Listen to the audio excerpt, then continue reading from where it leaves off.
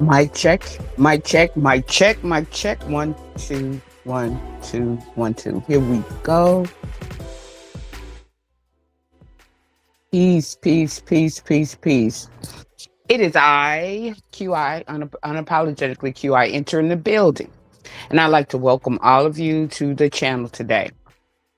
Um, I'd like y'all to take a moment or so to make sure that you smash that like, either entering or exiting the building, because it will help me to get into the appropriate algorithm. Because right now I'm in the algorithm. My passion is social justice issues, being a civil rights advocate, and an activist, and that's my lane. That's what I'm gonna do. Now, I'm in an algorithm where people generally don't take these types of things seriously. And, I would like for y'all to help me, and I would greatly appreciate it if y'all smash the like. Make sure you leave comments and share. Now, I'm here today to do a comprehensive sort of breakdown of the Nolan Wells case. I like to do my proper research. I don't like to come with conspiracy theories. I like to lean on facts when it comes down to covering any of the cases or any of the research or any um, stories that I have to tell. I'm trying to pride myself on being factual. Now, I want to start with the Nolan Wells case by giving you a background history of the area that Nolan Wells is in. Nolan Wells is in what we call the Mississippi Gulf Coast. It's an area at the tip. Like if you look at Mississippi, it looks like a upside down boot because they call Louisiana the boot. All right. Well, it's at the not the long part, not the longer, skinnier part, but it's in the middle. And so it is like close to Mobile. It's close to Louisiana, New Orleans, Baton Rouge, Slidell. It's close to like all of those places. Uh, it was one time a port. And it may still be a port because, as we noticed with the Nolan Well cases, there are a lot of ports there.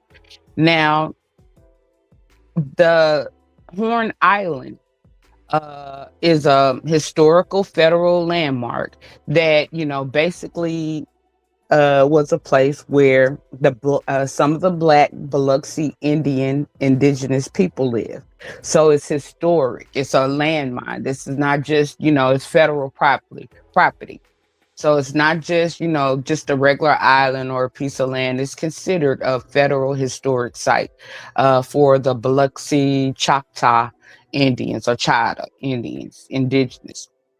Okay, so that's that. And Fork Bayou, and all this is gonna make sense in just a minute. Fork Bayou is the primary because this also happened in the Biloxi, because keep in mind these cities were not incorporated. When the when I say first settlers, I'm not talking about the indigenous people. When I say first settlers, I'm talking about the people who came from other countries, immigrants. So when I say first settlers, I want to be specific and say I'm not talking about the indigenous people who have always been here. I'm talking about the immigrants that came in, and and in this particular location, they came in about 100 years or so ago, right? All right, and these were Croatian immigrants. Now, I looked up a little bit of the history, but I wasn't too super interested at this time in looking up the history of Croatia. However, I do know that it is close to Germany. It's close to Germany. It's like they say about 2 to 4 hours from Germany. So although their culture is not completely German, it has an infusion of it. There are a lot of similarities, but they're considered as their own separate culture. Okay, so about 100 years ago, a bunch of Croatian immigrants moved there, and so it's a place because it's a port. Keep in mind it's a port, and one particular group of Croatian immigrants, they like pretty much were the fishermen, the shrimpers, the fishermen. They came there and learned the trade of like fishing in the waters, marine science. Okay, so this group of immigrants uh are now like pretty much over when you consider that area. When you look at the Mississippi Marines, service, any Mississippi Marine services, any shrimp and seafood or anything, like they pretty much are going to have like a great hand in the casino business, which is there too on the coast of Gulf Coast of Mississippi. So when you're looking at um the Gulf Coast of Mississippi, Biloxi, Ocean Springs, Fort Bayou, Horn Lake. There are a lot of other little smaller towns. These are smaller towns. Now, Biloxi is a bigger city. It's a tourism spot. It's a bigger city. A bigger city. Um, the rest of them are more suburban or smaller towns. They even have Croatian museum there. So what I'm trying to, basically convey is that the Croatians, they um, have a large presence, and whenever you found a place, whenever you incorporate a place, then pretty much, you're the first mayors, the first of everything there, the first police, the first of everything there. Now, there's a big reason why I'm saying this. The reason I'm saying this is because I want people to understand how deeply connected they are in those areas, how deeply connected, how the police department, you know, people who are Croatian, people who are relatives, pretty much like are going to be a part of the police department, and out there were many first settlers. All of those first settlers, because when a lot of these places were first settled, you probably had 50, to 100 people, and everybody knew each other. And so, like these people, like who first settled that area, these families, probably about 9 families or so, maybe. They have been interworking, knowing, working with each other for over 100 years now. So they pretty much run that area. When you're talking about the political system, judges, doctors, they're the first people. They're the ones that run that. They're the ones that operate that. So, I want to first of all point out that connection. Then when I say Germany, or close to Germany or whatever, that's, dealing with the psychology or the mindset of the first settlers that came there, what they think of other cultures. Because, if Horn Islands no longer has any Biloxi Indians there, guess what? Guess what had to happen for that process to happen? They had to, pretty much go into like some type of war. Okay, now the Biloxi Indians still exist. All Indians still exist. Some do not classify as Indian. They've been reclassified as different origins or races or classes, but they still exist. However, there had to be some because this is about colonizing the land. Because now we're talking about deportations and all of these different things. Okay, well, these first settlers, they came in and they got naturalized through the United States government, right? They've been here over 100 years or whatever. But like when we're talking about birthright citizenship and all of that, well, it still applies. It was just so long, theirs just happened so long ago. Okay. So basically, we're talking about colonizing, and I heard somebody say colloquialism and uh, colloquialism. Okay.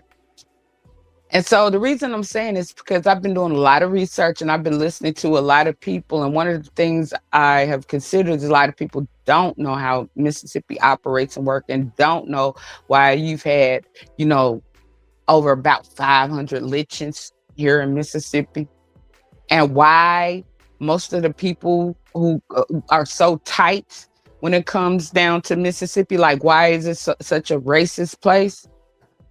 Uh, because Mississippi really was, is indigenous to Black people, the indigenous American Indians.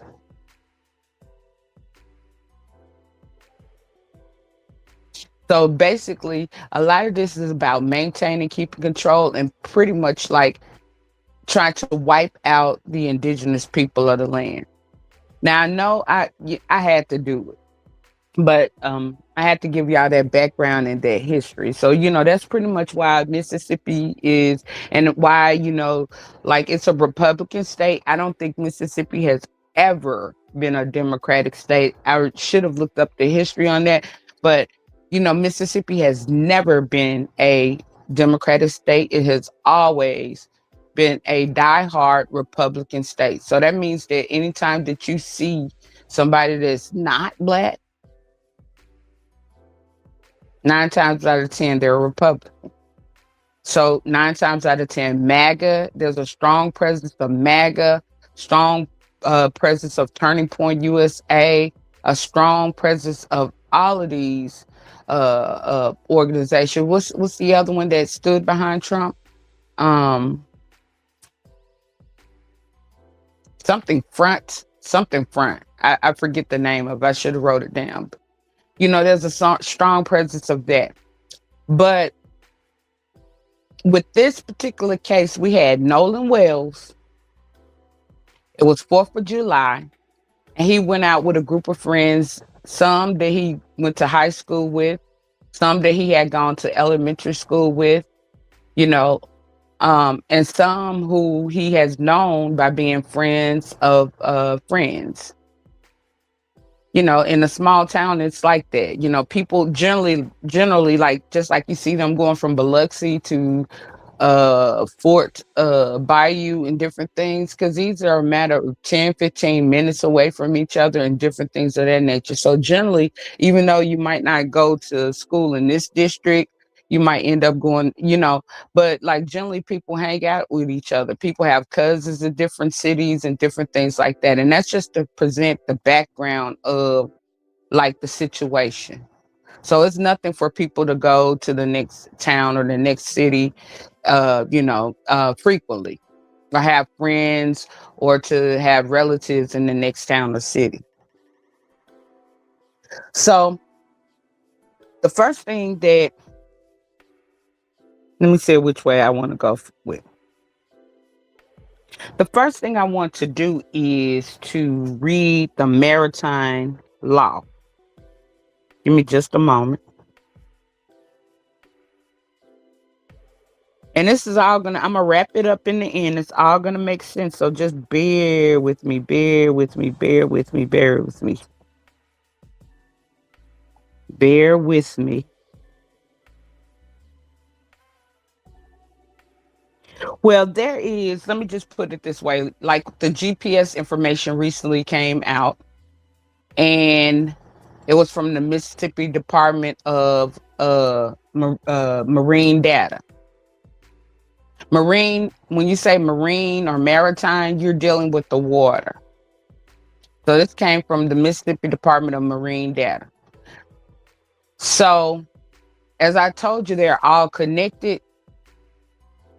And although I'm going to go over that timeline briefly with you, but let me just say, it can be altered, because they call it spoofing and jamming.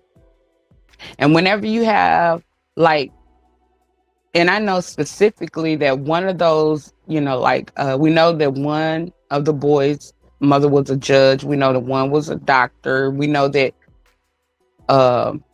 there were actually 2 doctors involved as parents, and one specific person, or maybe 2, because I think that 2 of the people are related, right? All right. Well, one specific person, their family is all up and down the marine services, all up and down the seafood industry. Also, when you talk about the water, they've even gone to the Navy. Their craft, that's their craft. They have had a long line of that. They go to the Navy. When you look into that city, you're going to see a lot of marine supply places, which are boat services. Like they offer anything that deals with boats and water and different things of this nature. So I'm saying that one of the guys, Eli Jacks, his family is deeply rooted into the Navy industry. And I think that he's even related, to maybe Wyatt or Warren in some type of way. Wyatt or Warren in some type of way. But just some type of way, just like we see a Morgan, we see and the real mother, her last name is Seymour. Morgan's last name is Seymour. So a lot of these people they're related. So when it comes down to cover-ups, it's easy for them to do. Now, first, let me tell you why they would want to cover up.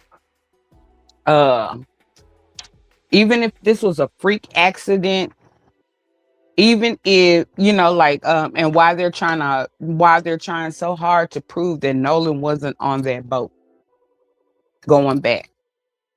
They want to try to prove that Nolan was not on that boat going back because maritime law is you are responsible for your passengers, which meant when they took Nolan to Horn Island, they were supposed to bring Nolan back from Horn Island.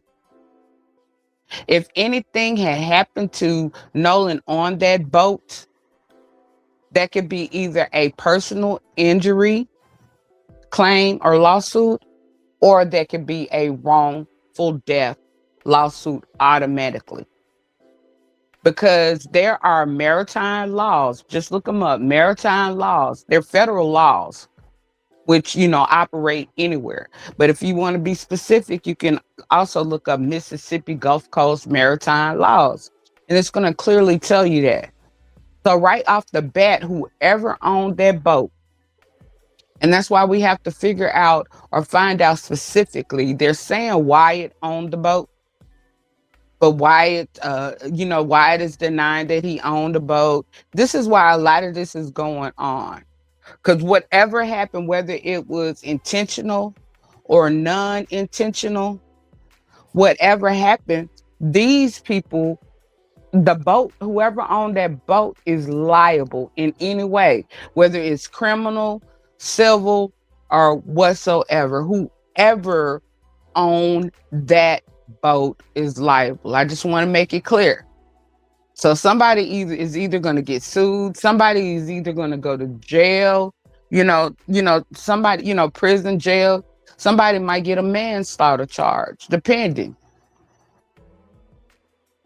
Because of the fact that they didn't come forth and like that, everything is not adding up. They didn't come forth and really tell what happened.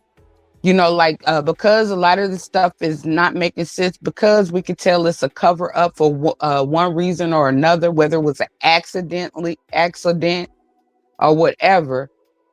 That's manslaughter off top. That's manslaughter, because you should have came forward, because look at how many resources and services it has now taken just to get down to the bottom of the specifics into what actually happened to Nolan Wells. Because here's the thing, the family is not necessarily suspecting that somebody took him out or anything like that. The family doesn't know at all what happened. And imagine losing your loved one and not being able to pinpoint or know at all what might have happened. And keep in mind, they have not even seen the body of Nolan Wells yet. They weren't allowed to see the body. So the body was transported to the coroner of Mississippi coroner, Susan, who people are writing letters on, because, she has a bunch of, malpractice and stuff in terms of when it comes down to these cases. She does a lot of cover-ups as well. People are right. And that's how you make sure that people treat these every case the same, regardless of race or gender or whatever. You have to apply pressure, and if people are not appropriately doing their job, then they shouldn't be doing it, because it's our tax dollars. It is our tax dollars that pays them. They work for us. They work for us through our tax dollars. So, Susan, she's not doing her job. She has bad credentials. And it's known, like, people know, people across Mississippi, we know, like, who these bad corners, because the reports are out. But she's known to be a bad, coroner. So people are not trusting her autopsy report, are not going to trust. Like, that's why the family is not trusting the sheriff. Because let's look at something. With the sheriff, right? How can you say you have no evidence of foul play when you have not then gotten back an autopsy, when you have not gotten all phones, when you have not interviewed all parties that were involved, investigated, interrogated? How can you say that you see no evidence of foul play when you have not done your due diligence? So once again, people need to call for John Ledbetter, who is being paid by the taxpayers of Mississippi as well, to, get fired. Now, right now, I guess they're giving him a chance to investigate the case. But as we can see, according to Mississippi law, you have 72 hours to produce an incident report. And this family has not gotten an incident report. They did not get back in contact with this family because, basically family had to call them. And it was after about 9 days. Okay, so the DA apologized, whatever, right? But that's all too familiar to say that what normally happens when it comes down to cases in these Republican areas, these, racist type of areas, these type of areas that, are a little corrupt. What normally happens is the cover up. And that's prime time evidence or a clue that they were trying to cover it up. Because even Governor Tate Reeves, which a lot of people down here don't like. The problem in Mississippi is, like, most of the black people here don't like Tate Reeves. They want him out of office. But here's the problem. A lot of the black people don't go vote. Because in Mississippi, the population is split. It's 50-50. Like, black people are 50% of the population here. Half the population here. So if black people went to vote, it would matter.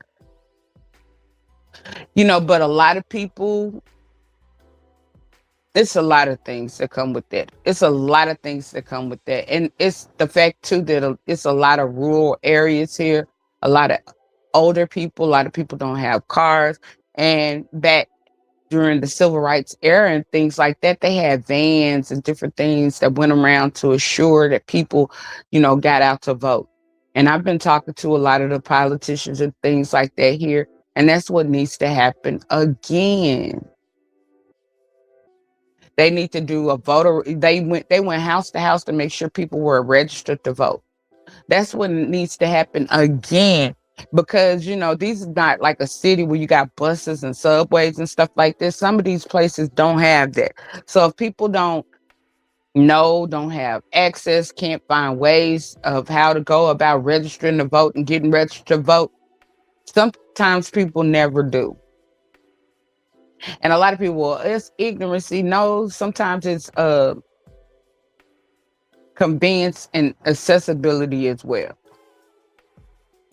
Okay, so and sometimes it is, like some people, like anywhere else, don't have the greatest education, but there's a lot of educated people in Mississippi. Now another thing, they move out of the state and then they never come back to participate. Like, I'd like to shout out Judge Carlos Moore, because not only did he bring light, not only has he done the due diligence and the due process with Ashley, Judge Ashley Cole, to get her disbarred, or not this necessarily disbarred, but to get her put out for being a judge, because she shouldn't have had any involvement at all with this case. And she ran out here on social media and different things like that. And all Judge Carlos Moore did was give his opinion about current events, or something minor, something that was happening in current events. And they removed him from being a judge, so he moved outside of the state. And now, like, he's using his case as a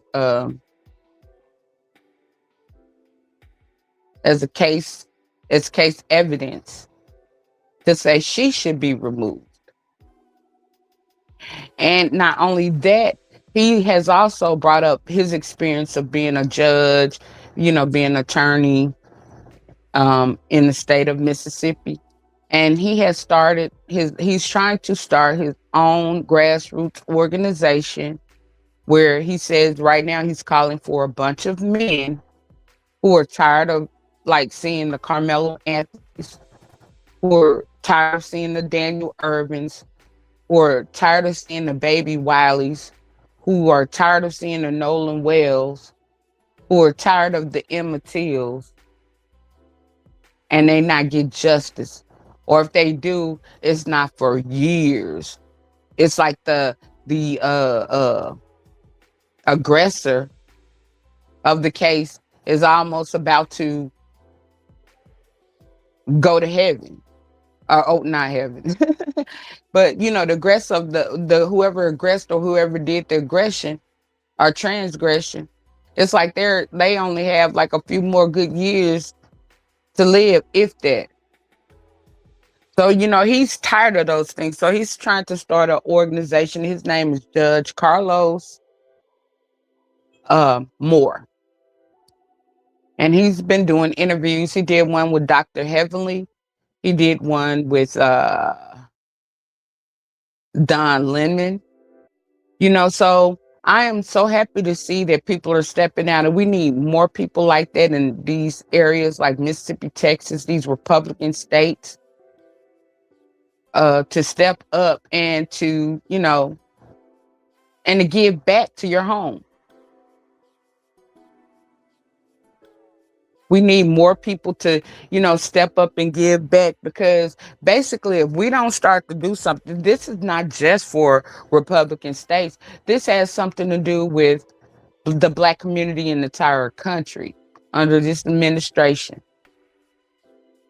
If y'all have not been paying attention to the news and different things that is going on out here, we have been under attack. From just look at it from case to case to case to case, we've been under attack. And if we don't start to do something, because the last election, it was introduced the Project 2025, which is nothing but the Jim Crow era all over again. And as you can tell, they're taking away rights, women's rights, vote. They're trying to take away voting rights. They're trying to remain in control. They're over just like I just talked about, Ocean Springs, the Mississippi Gulf Coast, and Fort Bayou, and all this stuff. They're trying to control every entity, where like we'll basically be stuck if we don't do something by these local elections, and if we don't do something by this next presidential election. We're going to be stuck. It will be Jim Crow 2.0 all over again. So we don't have time to play. We don't have time to roast and gag. We don't have time to go into conspiracies and be telling people that not to use their only power in the power that our ancestors fought and were unalive for, the right to vote, which is your voice. Because here's the thing, either way it goes, you're going to be paying taxes. And basically that's the biggest part of politics, is regulating your tax money. So basically they're going to be taking money from you and you have no rights. Basically, you're going to be paying these politicians that you didn't even have a say to whether they were elected or not. You're basically going to be having to live by laws that you had nothing to do with, because we have rights and we have to learn how to start exercising our power and our right. Like if something is not right, that's why you have local, you got mayors, civil rights, mayors, you have, what do you call it? City council, you have Congress people that represent you. If you don't know who who all of these people who represent you, who all of these people are that you hired to be your voice when it comes down to Washington, D.C., then you're not living right. You're not living right. You want to be enslaved. And it's time out for, oh, I'm not worried about that. Oh, I'm not this. Oh, nah, it's time out for that. It is time out for that. We don't have that long. This is the final hour. This time, it's time.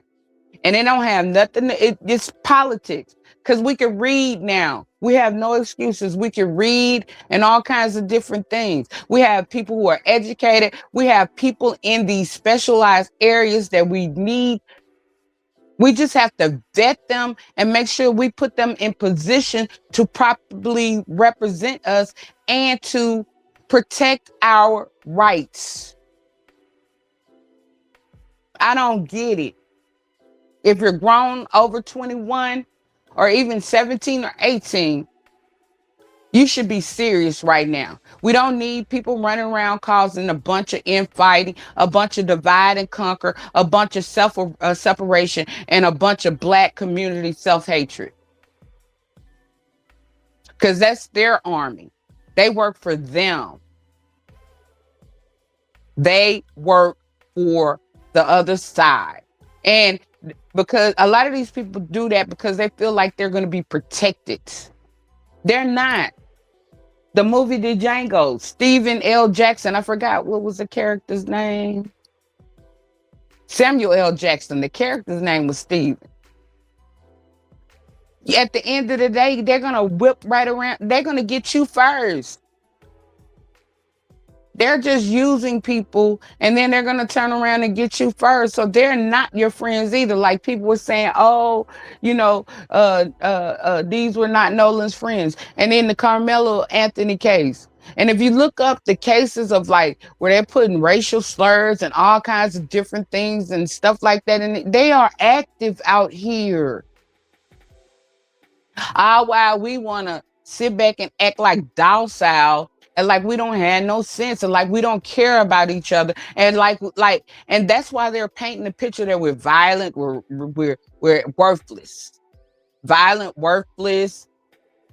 And the sad part is seeing a lot of people of the Black community help them to push that stereotype, help them to push that agenda, not thinking about their aunts, their uncles, their sisters, their brothers, their cousins, the people in the community, the people they grew up with. Because just because you have made it up, which is temporary under this system, everybody may not have gotten that chance or that whatever. Because as Carter G. Woodson said, what happened was we Like we started to assimilate instead of like during segregation, because I hear a lot of people talk about that. During segregation, yes, we owned our own everything. We had the Freedmen's Bureau banks, and we owned a lot of our own laundromats, grocery stores, everything we owned. As soon as we got a chance to assimilate, it's like and as soon as people started, parents and stuff started getting money together to send their kids to get an education, it's like their kids left the nest, never came back to clean up their communities, never came back to do anything. They were too good for their own communities. They were too good for their own people. And that's in the book, Carter G. Woodson, It's Miseducation of the Negro. So now let me get back on this case here. So not only did you have, the personal injury and the wrongful unaliving situation from the boat, and this is why nobody wants to claim the boat.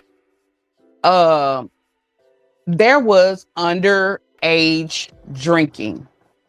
There was allegations of rugs. There was allegations of rugs and underage drinking. All the more better why that sheriff department should have been doing a lot of investigations. Why that sheriff department should have gotten all the phones. Why that sheriff department should have brought a lot of those kids that were on that island in for interviews. And he hasn't. They hadn't. I don't know what has happened up to now because Ben Crump did put it down. He said, we are going to sit side by side with the data to compare the data of Nolan Wells' phone to what people are saying. Because phones are picked up on pings. The pings are picked up. They can now track the phone, the location, how the phone traveled. They can now go back and do the forensic and retrieve all of that data that was deleted from the phone. So they can compare that alongside of the GPS information, the GPS data that we recently received. See where I'm going with this?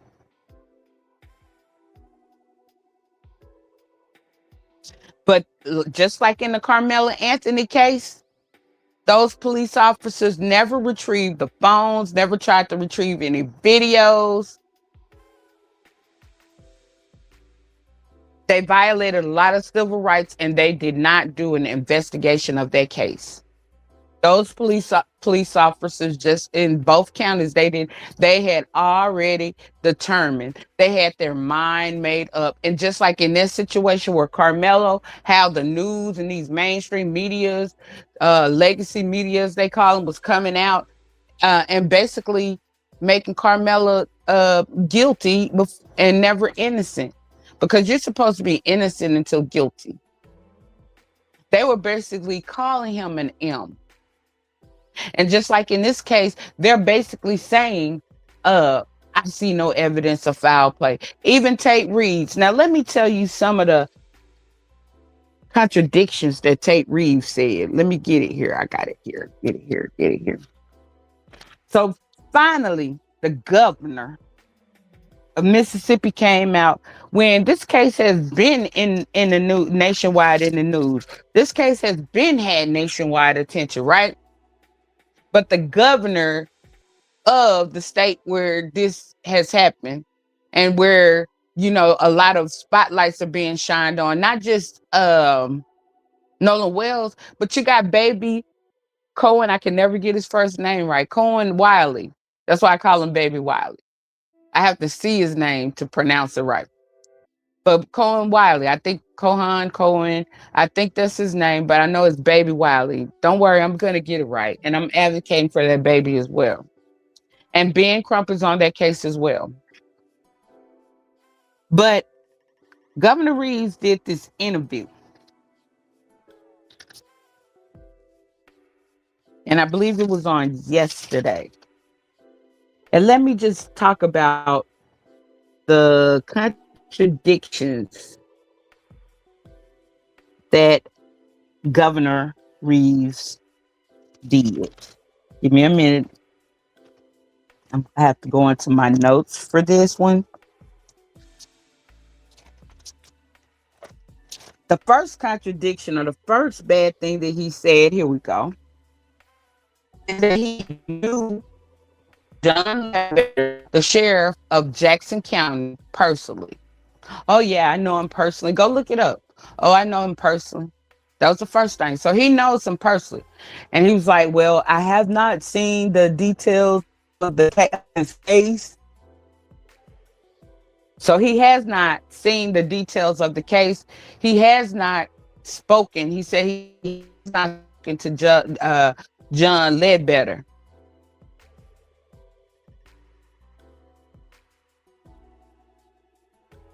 And he said he does not know all that. But he has not seen anything that lead him to believe that there was foul play. How are you not knowing any of the facts, knowing any details, not speaking to John Ledbetter, who you know personally, John Ledbetter, you know personally, see evidence of like they had, and they was with the can under people. Okay, it was clear that there were a lot of things that was clear. You know, you hear the remnants and rumblings about there may be possibly some rugs. And that's the coast of Mississippi. So, like, that's the place where you can get them in and out of here quickly. I'm saying from other countries, in and out of here quickly. Miami ain't the only place. Texas ain't the only place. California ain't the only port or place. Anywhere on the coast is a place. Uh, and then when you're talking about people who are over the seas and different, that's how, hey, those are the connects. Those are the connections, okay? So when you hear about this rug use and these children are heavily on rugs, that don't lead you to some type of mental capacity to say that there may have been some foul play, whether it be or intentionally. Because you know,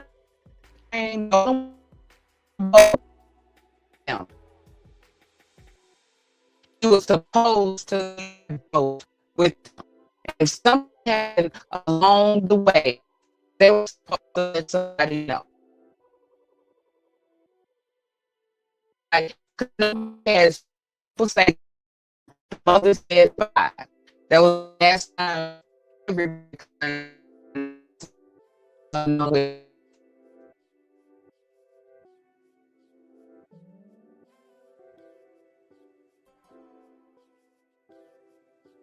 So I hope y'all see where I've gone with this. I hope y'all see what I have presented. But you see, no, just like the sheriff, no evidence of foul play when you know, it's clear you haven't investigated anybody, you haven't did anything. And just like with the governor, you hear them saying that, you know, like they don't think they're going to get a fair investigation. Now the family first of all asking for is for investigation with more details. Nobody has even accused anybody of anything or said anybody did anything wrong. But like I said, at the end of the day, there was a possibility for a lawsuit based on the maritime laws with personal injury. And because that's just like a car.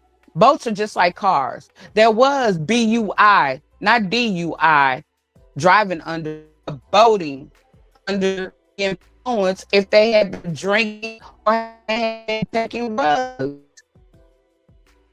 But it's evidence, no evidence to invest or look into this situation because, like, Governor Ted Reeves said,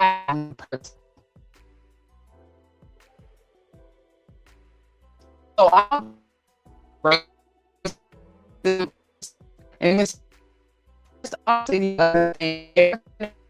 and they like to operate of the and conquer.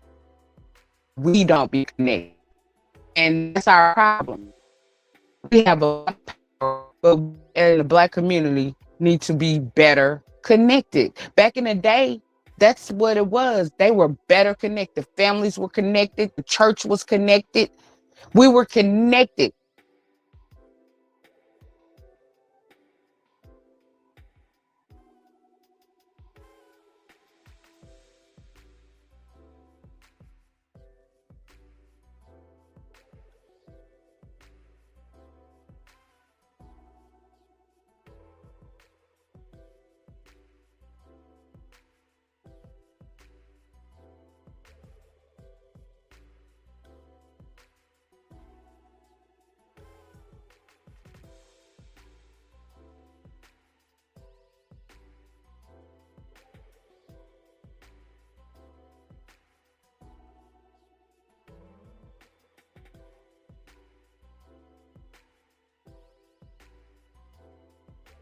Be telling too much truth. I think they tried to kick me out of here, y'all.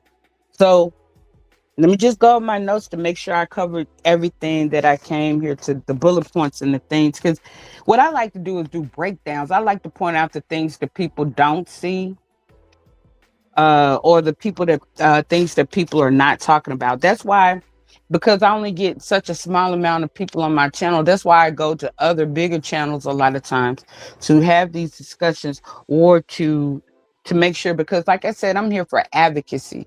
I'm trying to make it better. I don't want to live through Jim Crow 2.0. I've heard the stories of how bad, and a lot of y'all are not going to be able to make it, trust me. And this is the final hour. But look over all of my little notes, because I took a lot of little notes here. The BUI, boating under the influence, possible rugs, maritime law, how you can't, like, although they put that, because I wonder why they put that marine data out there with the tracking the boat, but you can't trust that. Plus, they call it spoofing and jamming. You can't necessarily trust that. We'll see when they get back the forensics from the phone, Nolan's phone. Uh, and nothing of the phone is going away. They're doing a deep dive, pictures, everything. Anything that they could have tried to erase, because you know they tried to erase information from Nolan's phone. Okay, and okay, so basically, here it goes. Here's the other thing. Let me point out the timeline, because I said I was going to do that. Because there were two timelines in a sense, I think. And here, okay, when you hear the interview, that's the other thing. When you hear the interview from, they're sending the boys of the Black community out to speak on interviews, TMZ. They're sending certain people out to speak, right? So, and you could tell the difference between the first interview that Javon did versus the second one, because he woke up and realized that, you know, they might try to pin the blame on him, but they really can't, because either way it goes, the boat owner is going to be, you know, the boat owner is going to be, you know, is you know, the boat owner, and he's not a boat owner, right? It's like they're trying to wiggle their way out. But it says at 9:56, the boat left the docks on January 4th, and the docks were Fort Bayou. And that's the Fort Bayou docks is where Eli Jax Patalo lives. Okay, so it took them about an hour. And people are wondering, why did it take so long? Because if you look at the map between the island, Horn Island, and Fort Bayou, it's not that far. So it took about an hour to get there. And they made it there at 11:14. Okay, so according to okay, according to these details, it says they left Horn Island at 4:31 p.m. Okay, so like, and they said that Katie said that he didn't stay back with her, but they said that he stayed back with Katie. Okay, and even Javon said that uh he had not seen Nolan, since about 3 4ish, right? Katie even did an they said Katie spoke with the mom, and Katie said that Nolan did get on the boat. She went to the police department and told them that Nolan did get on the boat. She told the mom that Nolan did get on the boat, right? Because they were trying to blame Katie at first, right? All right. And then, we got the pool the picture party, in which, you can change the dates and times on it. So nobody knows if that's real or not. But a lot of people are suspecting that Nola did get on the boat. But whether, but here's um, but back to the, pretty much the timeline. So basically, the boat made it just a little bit off of the coast of Horn Island, and they made a call, a crisis call to the Marine services, saying that, emergency rescue call or whatever, right? Okay, in that same spot where the boat was, is that same area where Nolan's body surfaced up but closer to the coast. Okay, so remember on the call, she asked, "Is everybody on the boat and good health and all of that?" Right? Yeah, everybody's on the boat, and that was a weird call. And here's the thing: that was a weird call. That was a weird call at scene stage, because go back and listen to the call. It's out there. Um, they never got picked up out of the water. They never got picked up out of the water. In fact, they made it back to Fort Bayou quicker than it took them to leave. So then they went to Fort Bayou, or then they went to Biloxi. Let me see here. One sec. Let me make sure I'm right.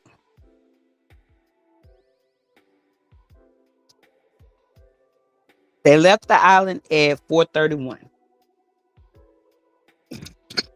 Excuse me.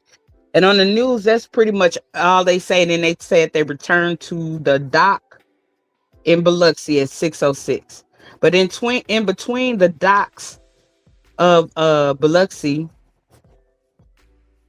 then they also went back to Fort Bayou, and the boat was towed from Fort Bayou to Biloxi.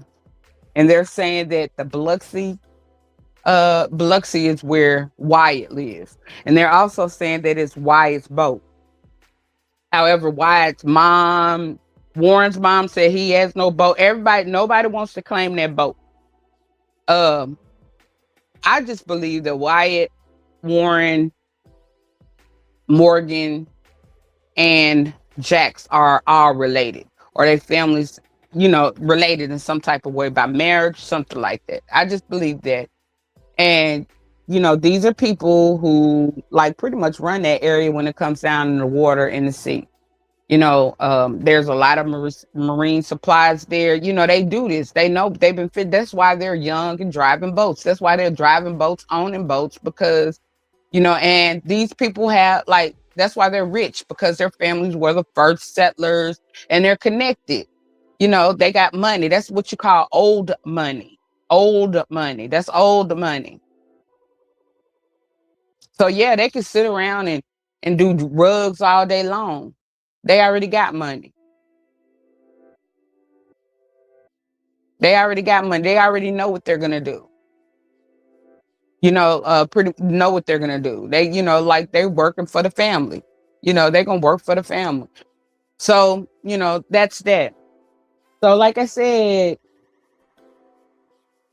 we still have like the Daniel Irvin case, to break down and look over. Because, like I said, I want to deal with the facts, and I want to point out the things that people are not talking about or picking up, and methods and ways to put pressure on them. But basically, like I said, any way it goes, um, this case is, either way it goes, somebody was liable. This case should have been investigated because it was a personal injury. Somebody lost their life. Somebody lost their life that was on a boat. So it was a personal injury or wrongful unaliving case from the beginning. But you see how, they're even trying to they were even trying to prevent the lawsuit. You know, we need the details of what specifically happened, what happened to Carmela. We need that. The family needs that. The community needs that. We need that. We deserve that. We pay taxes for that. So they are supposed to do their job. They need to get on their jobs. I like to say shout out to Ben Crump. Yeah, I hear so many people talking negatively about Ben Crump, but let me just tell you, every case every case that Crump gets on, there ends up being some type of resolve. It might not end up being a complete resolve. Y'all can call him ambulance chaser, whatever you want. But Crump at least stands up. He helps families find answers. He helps families in terms of financially getting civil lawsuits and different things like that. And we never gonna complain about the money. Y'all always want to complain about money. The best way to teach people a lesson a lot of times is to hit them in the pocket. Y'all know that. But the jealousy and the victim blaming and different things that we do a lot of times within the Black community, it stops us as a whole from getting justice because we're too busy, because a lot of people have assimilated to their ways of thinking, their culture, and completely forgotten about, completely lost themselves, completely disconnected from their families and the whole 9 yards. And we're seeing this more and more, and we're seeing how it's affecting us. And it's time to wake up because we don't have long. This is what you call O-side. Jeans and O-side. This is what's going on here. But we still have power. We still have rights. We still have the capability of doing something, but we're not exercising. I don't know if because mentally Stockholm syndrome, I don't know what they say, post-traumatic slave syndrome. I don't know. But it is time for people to realize that you're worthy. We're valuable. We're God's creation. You don't sit back and let nobody, and I'm not talking about nothing violent because they want to paint a picture. They psychologically working on us as well. And they want to paint a picture like, violence and different things. But keep in mind, they came out with the drill and the rap music that helped create that culture. That wasn't our original culture. Like we have changed due to their psychological brainwashing, their psychological manipulation, their indoctrinations. They educated us, had us go to their schools. And this is why a lot of people have completely lost themselves. Well, it's time to wake up real fast because you don't have long. Because we may not be here long if we don't. We may not be here long. And stop complaining about people who are out here doing something. Yeah, Al Sharpton may not be perfect, but at least he does something. At least he steps up to the plate. Being Crump, he's a king to me because from Carmelo Anthony to Baby Wiley to Nolan Wells to Daniel Irvin and so many more cases, it has been him. Like Johnny Cochran. He stepped up into Johnny Cochran's shoes. And all I hear, oh, he an ambulance. But what are you doing? What are you doing? Are you at least going out and vote? Are you at least going to help educating on voting, getting people to go vote and not just vote because you think you want to be up in the club, but vote for our better interests? Because Project 2025 is not our better interest. Y'all better go read it. And you're no different from the next one. You're just being used. And that's pretty much all I think I'm going to say today before they throw me off of here again. Let me take a moment because they're always talking about the chat. I don't read my chat. Salute, Bird Bird. Oh, man, my sound was going in and out. I'm going to have to go back and listen. And if my sound is going in and out, I'll private it, and then I will, I'm going to come back and do it all over again. But please, salute to everybody. Make sure you smash that like. Uh, if my sound wasn't too bad or only went out in places, share or make sure you comment. Like I said, I'll do a redo if my sound went out because I really did say a lot of important, valuable things when it comes down to this, this situation, this case, the history of Mississippi, our civil rights, and the fact that we need to vote, the fact that we're taxpayers, the fact of why they're running away from this case, and different things of that nature. So, and I really want to get that word out. But I like to thank everybody out. If it did, I'll do it a little later, redo a little later. But I like to thank everybody for your support. I really appreciate you. Help me to get into my appropriate algorithm, and I'm going to be bring visuals and a lot of different things once I get there, because those kind of things take a lot of time, a lot of resources and different things. So once I get there, um, um, once I get my watch hours, get in different algorithms, then, my production will go back to the way it was or better. I'm going to bring forth that production or everything. Right now, I'm just trying to, get these watch hours, and it takes time to do research. It takes time to put together your production and different things of that nature, your videos and different things of your visuals and different things of that nature. And so, I'm just trying to, just go live as much as possible and stuff like that. Um, um, like preparing for different things takes time. Sometimes you got to wait on this, you got to wait on that. Like with this particular case and the Nolan Wells case, we're in wait mode. Wait mode.